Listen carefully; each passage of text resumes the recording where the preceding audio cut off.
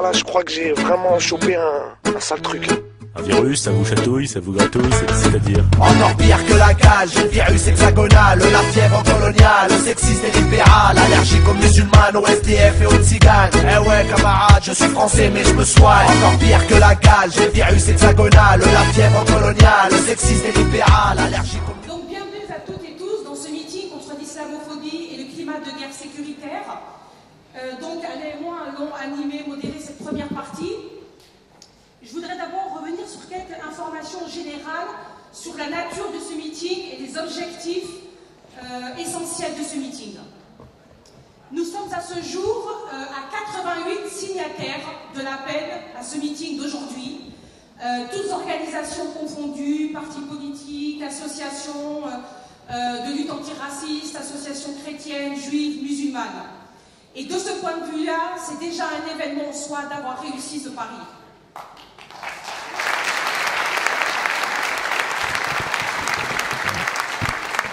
Maintenant, sur les deux objectifs majeurs voulus par les initiatrices et initiateurs de ce meeting.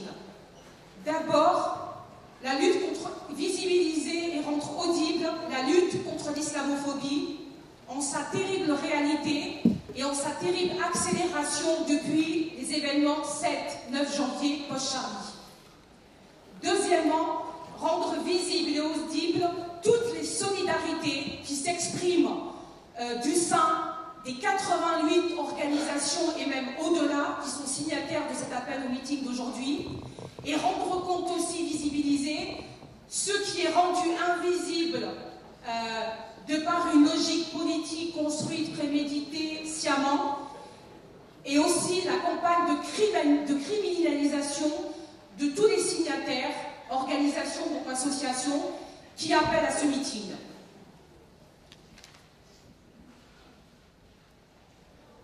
Tout de suite, pour entrer dans le vif du sujet, je vais plutôt lire ce que je vous avais préparé parce qu'on va gagner du temps, parce que le timing est extrêmement serré. Nous avons commencé déjà avec du retard.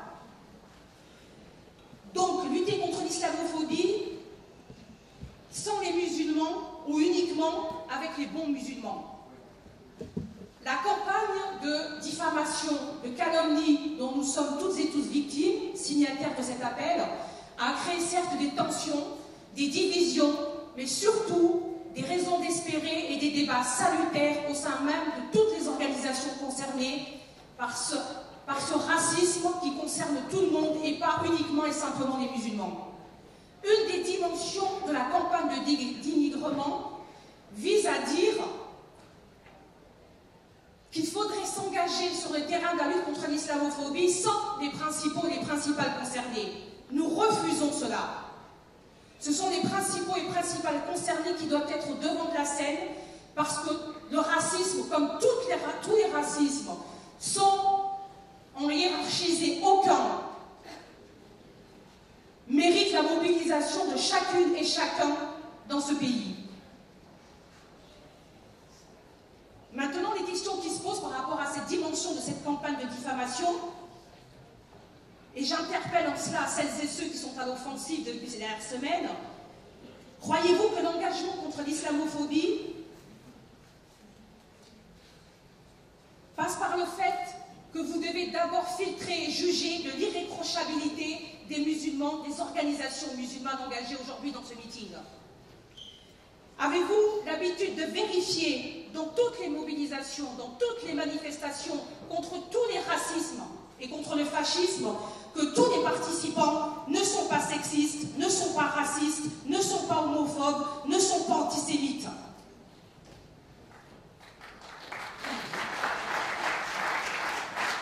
Le fait de demander toujours aux mêmes musulmans de prouver une irréprochabilité qui n'existe dans aucun groupe constitué et qui travaille sur toutes les questions de justice sociale est une des caractéristiques de l'islamophobie dans ce pays.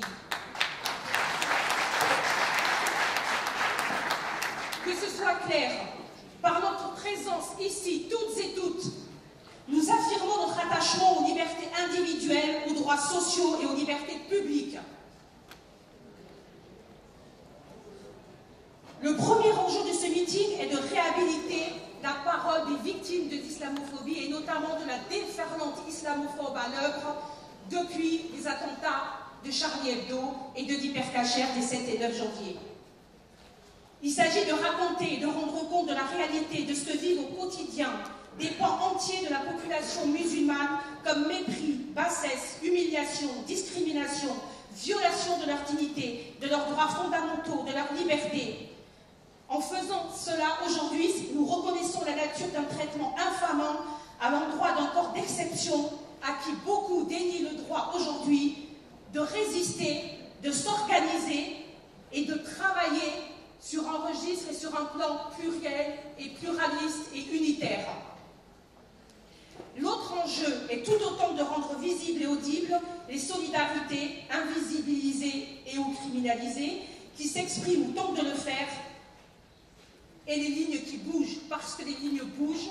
Et si j'en veux un seul exemple, c'est justement tous ces débats, ces tensions, ces mises en tension du sein de ces mêmes organisations qui appellent au meeting, qui subissent des pressions, qui sont criminalisées et que l'on suspecte de tous les maux.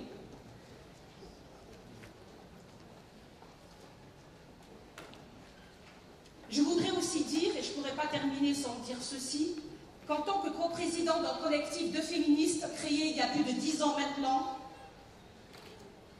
il y a une question actuellement qui est plus que d'autres et sans hiérarchiser, instrumentalisée à moindre frais et qui instrumentalise à moindre frais les droits des femmes au profit de politiques racistes, sexistes et aux relents paternalistes et colonialistes.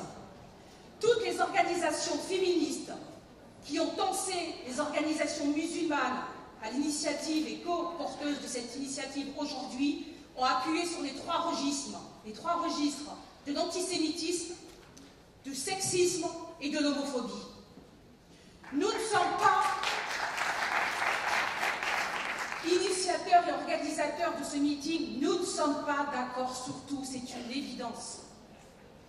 Mais ce qui nous rassemble, c'est la lutte et la mobilisation contre un racisme qui est devenu respectable et un racisme produit par le haut à l'endroit des musulmanes et des musulmans de ce pays, réduit et résumé à leur appartenance religieuse. Ces pseudo-féministes, en exposant aux discriminations les plus brutales des femmes portant le foulard, agressions dans la rue de jeunes filles, de femmes enceintes, de mères, discrimination à l'embauche, exclusion des écoles publiques, proposition de loi à l'université contre les nounous dans les crèches, ont trahi et déshonoré cet humanisme qu'est le féminisme.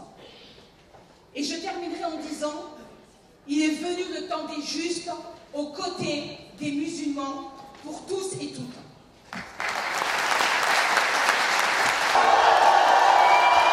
Ouais, je crois que j'ai vraiment chopé un sale truc. Un virus, ça vous chatouille, ça vous gratouille, c'est-à-dire Encore pire que la cage, le virus hexagonal, la fièvre coloniale, sexiste et libéral, allergique aux musulmanes, aux SDF et aux tziganes. Eh ouais camarade, je suis français mais je me soigne. Encore pire que la cage, le virus hexagonal, la fièvre coloniale, sexiste et libéral, allergique aux